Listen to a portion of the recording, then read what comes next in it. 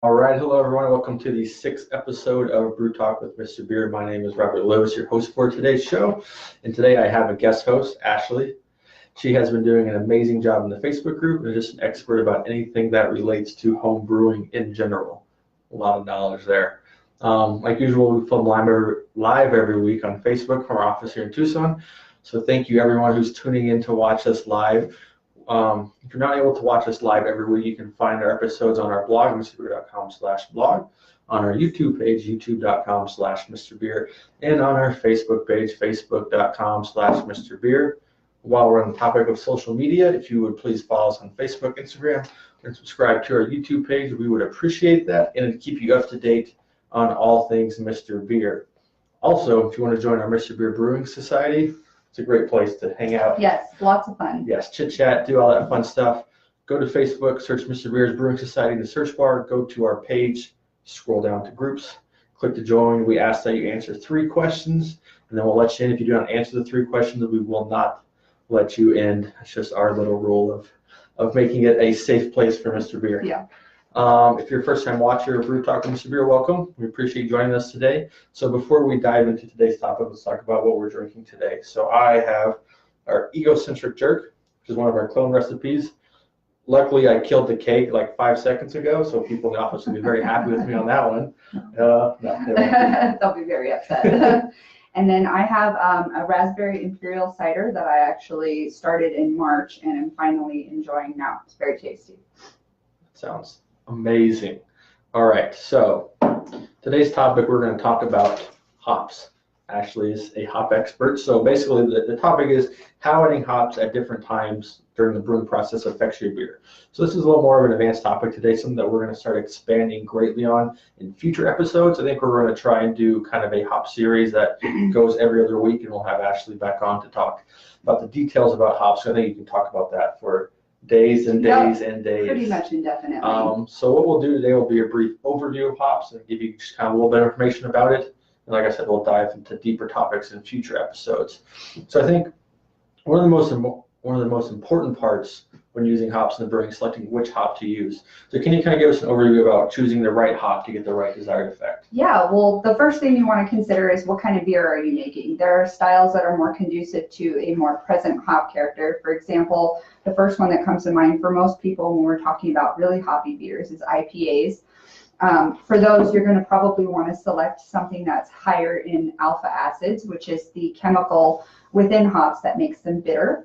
If you're brewing a beer such as a Saison or a Scottish Ale or something, a wheat that's naturally lower in hop character, you're going to look for more low alpha acid hops such as like Pearl or Hallertau, Tettnanger, varieties like that.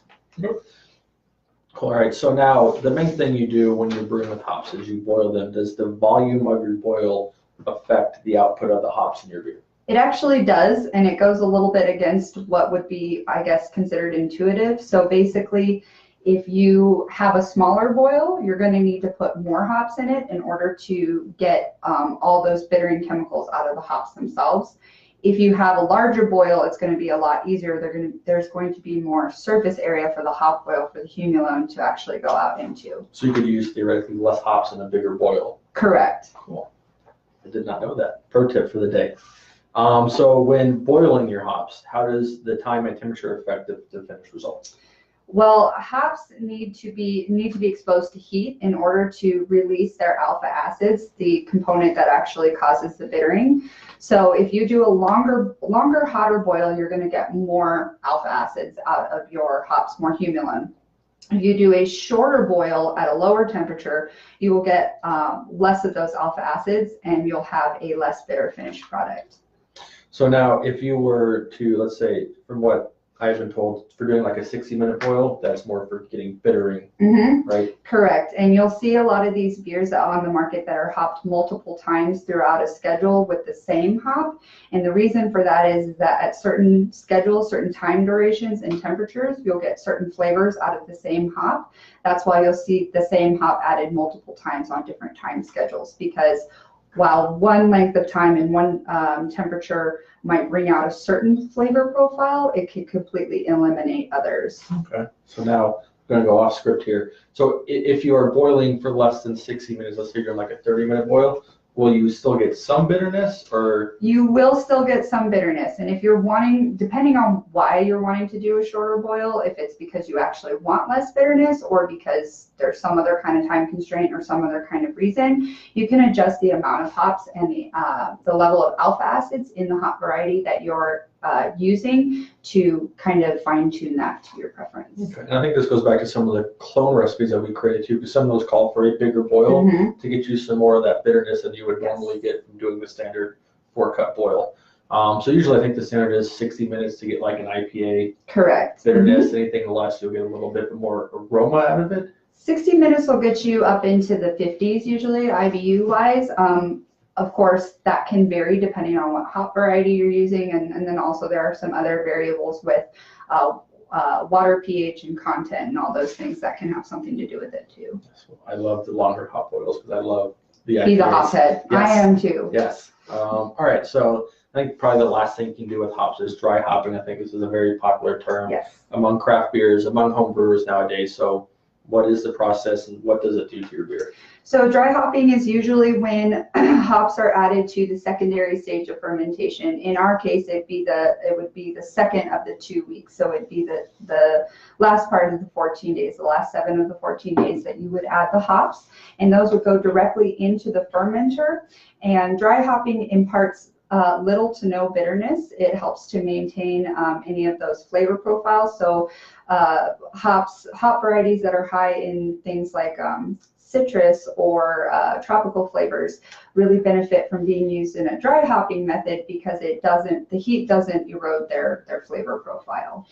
And now with some of the recipes we're doing, we do dry hop without hop sacks. That seems that really doesn't impact anything, really, does it? Commando. Yes, throwing hops in commando is what it is called. So, but that doesn't really do anything because they settle to the bottom, right? Well, kind of, sort of. So it depends. The faster you can cool down your wort, the faster your hops will stop bittering. So if you have a wort that's sitting at a high isomerization temperature, which is the temperature that the hops will be releasing the most amount of humulone, if you have them resting at, I have to look again, 185 and 210, depending on the variety that you have, they will continue to release those acids. So quick cooling, if you're trying to stop that bittering, is really important.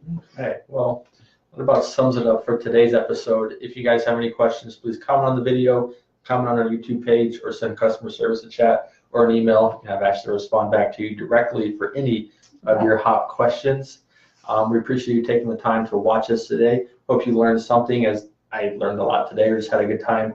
Don't forget to join our Facebook group, Mr.Beer Brewing Society. You have myself in there, Ashley and Zach are in there chatting up a storm. And as always, thanks for joining us, and we'll see you next week. Bye.